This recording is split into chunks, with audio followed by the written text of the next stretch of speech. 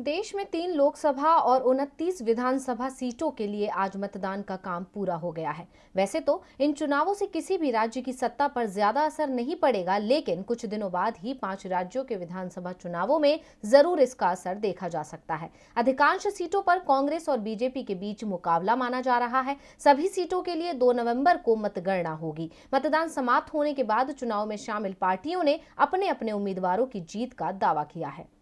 एक केंद्र शासित प्रदेश और 13 राज्यों में आज 3 लोकसभा और 29 विधानसभा सीटों के लिए मतदान हुआ, जहां दादरा व नगर हवेली, हिमाचल प्रदेश की मंडी और मध्य प्रदेश की खंडवा लोकसभा सीट के लिए वोटिंग हुई, तो असम की 5, बंगाल की 4, मध्य प्रदेश, हिमाचल व मेघालय की 3-3, बिहार, राजस्थान व कर्नाटक की 2-2 और आंध्र प्रदेश, हरियाणा, महाराष्ट्र, मिजोरम और तेलंगाना की 1-1 विधानसभा सीट के लिए भी मतदान कराया गया। नागालैंड की भी एक विधानसभा सीट के लिए चुनाव का ऐलान हुआ था, लेकिन यहां निर्विरोध चुनाव होने के कारण मतदान की नौबत नहीं आई। आज हुए मतदान में मेघालय और मिजोरम विधानसभा उपचुनाव में सबसे ज्यादा तो बिहार और महाराष्ट्र में सबसे कम वोटिंग हुई। चुनाव आयोग से मिली जानकारी के अनुसार मेघालय में सबसे ज्यादा 78.62%, मिजोरम में 78.49%, तेलंगाना में 76.26%, हरियाणा में 73.31%, कर्नाटक में 70.76% और पश्चिम बंगाल में 70.18% वोटिंग हुई।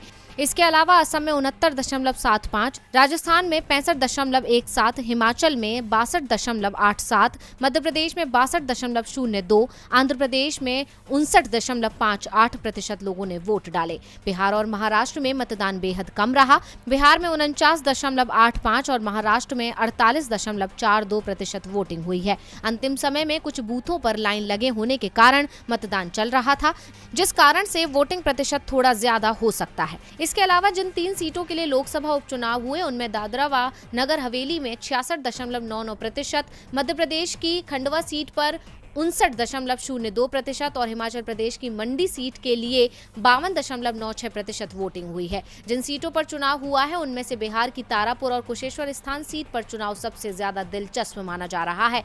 आरजेडी प्रमुख लालू यादव ने तो यहां तक ऐलान कर दिया है कि यदि ये दोनों सीटें जेडीयू हार जाती है तो बिहार में तेजस्वी यादव के सीएम बनने का रास्ता साफ हो जाएगा। इसके अलावा हरियाणा के ऐलानाबाद सीट पर भी निगाहें हैं, जहां आईएनएलडी नेता अभय चौटाला चुनाव लड़ रहे हैं। किसान संगठनों ने भी उन्हें समर्थन देने का ऐलान किया है, क्योंकि अभय चौटाला ने किसानों के समर्थन में ही विधानसभा की सदस्यता से इस्तीफा दिया था। ऐसे में किस सीट पर किस उम्मीदवार को जीत मिलेगी, इसका फैसला 2 नवंबर को